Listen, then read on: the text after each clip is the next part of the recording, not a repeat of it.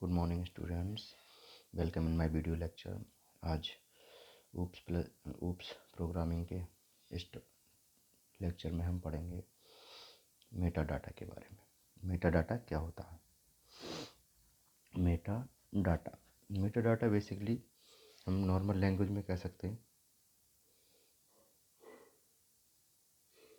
It is data about data. Okay, क्या कह सकते हैं? It is data about data. Okay, चलिए आगे देखते हैं। इसको हम लिख सकते हैं, it is data about data. Okay, data about data. Second term में हम एक और चीज़ है जो बहुत ज़्यादा इम्पोर्टेंट है, वो भी लिख सकते हैं। It is the index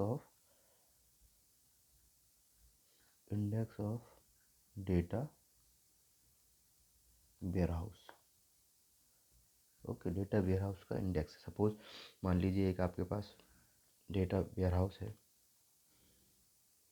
okay, data warehouse है, उसमें कई सारा डेटा है। ओके, बहुत सारा डेटा है, तो आपको पता कैसे चलेगा कि कौन सा डेटा कहाँ है और हमें कौन सा डेटा कैसे रिट्रीव करना है, या कैसे उसे मॉडिफाई करना है, या कैसे उसे देखना है, डिस्प्ले करना है। तो उसका एक इंडेक्स होगा, ठीक है।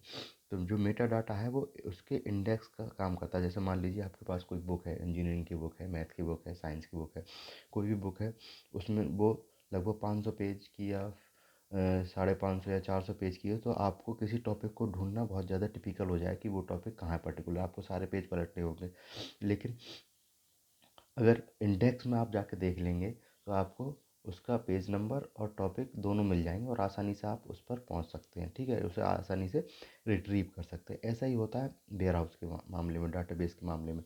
इसमें मेटा डाटा का काम एक इंडेक्सिंग का होता है, ठीक है। जितना भी डाटा है उसकी इंडेक्सिंग करना, कहाँ से वो आया है, कहाँ से एक्सट्रैक्ट हुआ है, कहाँ उसका लोकेशन क्या है, साइज़ क्या है। क्योंकि जब बनता है तो मेन जो हमें दिखाई देता है उसके बैकग्राउंड में बहुत सारे एट्रीब्यूट ऑब्जेक्ट क्रिएट करता है, वो बहुत सारे डेटा को क्रिएट करता है, ठीक है। मान लीजिए कोई फाइल हमें स्क्रीन पर शो हो रही है, तो उसके बैकग्राउंड में कई सारे प्रोसेस भी होंगे, कई सारी हमारे और डेटा भी होगा जो उस फाइल के साथ स्टोर होगा। Okay,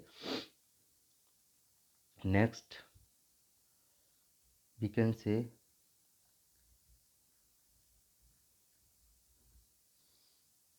metadata is the summarized is the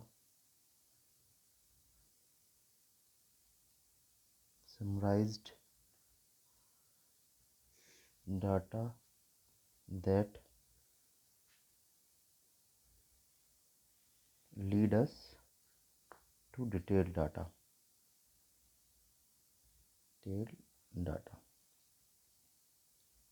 okay, किसी भी डाटा का एक समराइज्ड डाटा मेटा डाटा कहलाता है, जो हमें उसका जो डिटेल डाटा है उसकी तरफ ले जाता है। समराइज मतलब समरी, ठीक है। समरी से मतलब है यहाँ समराइज डाटा है जो जिसके हेल्प से हम डिटेल डाटा को आसानी से एक्सेस कर सकते हैं, ठीक है। Next is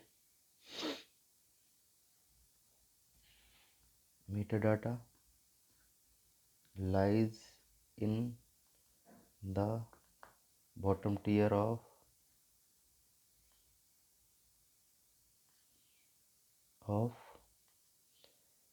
the data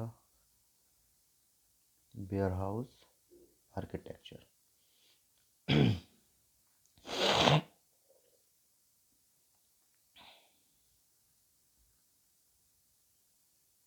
architecture, okay. Data warehouse के आर्किटेक्चर में सबसे बॉटम पर डाटा मेटा डाटा रहता है, जैसे हम इंडेक्सिंग कहते हैं। ओके, सबसे लास्ट टीयर है जो डाटा मेटा डाटा के आर्किटेक्चर में हम देखेंगे। ओके, तो सबसे बॉटम टीयर पे ही जाके हमें पता चलेगा कौन सा डेटा कहाँ, उसकी इंडेक्सिंग कहाँ हो रही है, ठीक है। ओके, इंडेक्सिंग के हेल्प से हम उसकी एक्सेस या उसके रिट्रीव करने का हम देखेंगे। ओके, नेक्स्ट टॉपिक की तरफ बढ़ते हैं।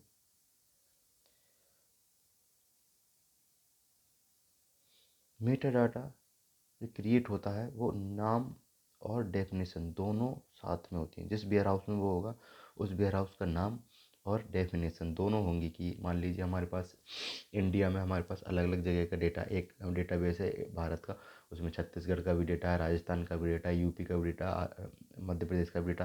तो जो मेटा डाटा क्या करेगा, वो अगर मान लीजिए हम किसी डाटा को एक्सेस करना चाहते हैं, इंडेक्स में देखना चाहते हैं, तो ये भी बताएगा ये राजस्थान का डेटा है और इस डेटा का नाम ये है। ठीक है, तो हमें ये एक्सेस करना बहुत ज़्यादा इजी हो जाएगा। कि मान लीजिए हमने इंडिया का डेटा बनाया और जिसमें जो उसकी डेफिनेशन है, डेफिनेशन मतलब अभी भी जैसे मैंने बताया था स्टेट्स के नाम बताए थे, वो डेफिनेशन है। और मेन जो नेम ऑफ डेटा हमारा डाटा का नाम है। तो अगर डेफिनेशन नहीं होगी, मान लीजिए सेम डेटा कई स्टेट में मिल जाता है, ठीक है, कई स्टेट में है, जिस हिसाब से मैंने एग्जाम्पल दिया उसकी बता रहा हूँ, सेम डेटा है, तो फिर उसे एक्सेस करना दिक्कत हो जाएगी और डुप्लीकेसी हो जाएगी। इसलिए क्या होगा, साथ में वो डेटा की डेफिनेशन को भी वेयर हाउस में शो करेगा। ओके, तो हम लिख सकते हैं metadata are created for data names and definitions of given warehouse. ठीक है, डाटा कहाँ से लिया गया उसकी उसका नाम और उसका डेफिनेशन भी मेटाडाटा क्रिएट करेगा। ओके, नेक्स्ट जैसे metadata is a catalogue and pointer to this data. ठीक है, मान लीजिए कोई डेटा है, डेटा वेयर हाउस है। जैसे मान लीजिए हम किसी शॉप पे गए या कोई चीज़ हमें लेनी है, तो सबसे पहले हम उसका कैटलॉग देखते हैं। कैटलॉग क्या होता है, एक ओवरव्यू। ठीक है, मान लीजिए उसके गोडाउन में, उसके वेयर हाउस में कौन कौन से आइटम हैं या कौन कौन सी डिज़ाइन है, कौन कौन से टाइप की। मान लीजिए सपोज हम क्या कहते हैं, अपने लिए कोई, क्या सपोज मान लीजिए कोई कपड़ा ही लेने गए, तो कपड़े की डिज़ाइन क्या है, ठीक है, कपड़े का कलर क्या है। ठीक है, ये सारी चीज़ें कैटलॉग हम उससे कहते हैं। कोई कैटलॉग हो तो आप दिखाइए। जैसे लेडीज़ लोग जहाँ जाती है तो उनके कैटलॉग आपको मिल जाएंगे आसानी से। स्टिचिंग के कैटलॉग, उनके क्लॉथ्स के जो डिज़ाइन है उसके कैटलॉग वो मिल जाएंगे। वो उस डिज़ाइन को देखते ही उसके आधार पे आगे प्रोसेस होता है। ठीक है, तो जैसे कैटलॉग है, डेटा का कैटलॉग मिल जाएगा कि कौन सा डेटा कहाँ है, किस टाइप का डेटा है, हमें इसकी ज़रूरत है या नहीं है। ठीक, कैटलॉग मतलब इंडेक्स। ठीक है, फिर हम उस डेटा को पॉइंट कर सकते हैं। ठीक है, कैटलॉग से हम आसानी से उसे एक्सेस कर सकते हैं। Meta data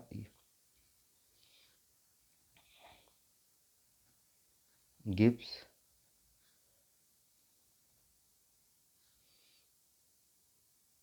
catalogue and pointer to this given data. जो डेटा ऊपर दिया गया है वेयर हाउस का, उसके अब आते हैं टाइप्स ऑफ, ये तो हो गया मेटा डेटा। अब आते हैं टाइप्स ऑफ मेटा डेटा। तीन टाइप्स हैं इसके। पहला है operational. Okay, operational Meta data.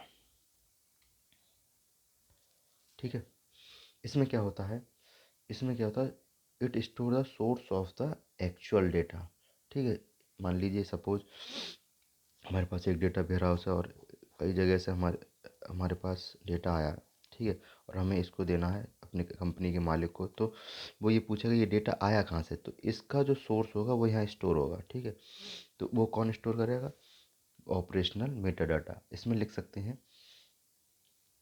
It store या hold, public hold the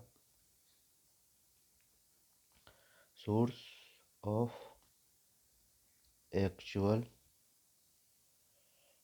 data in data warehouse. Warehouse तो समझ रहे होंगे, एक टाइप का गोडाउन, ठीक है।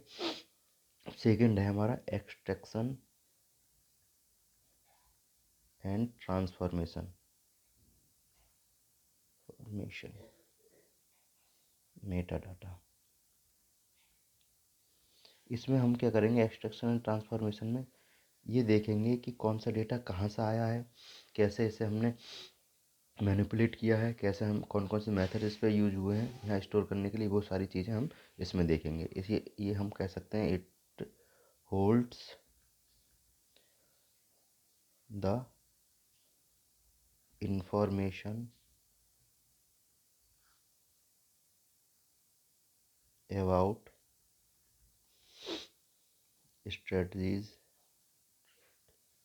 these common methods,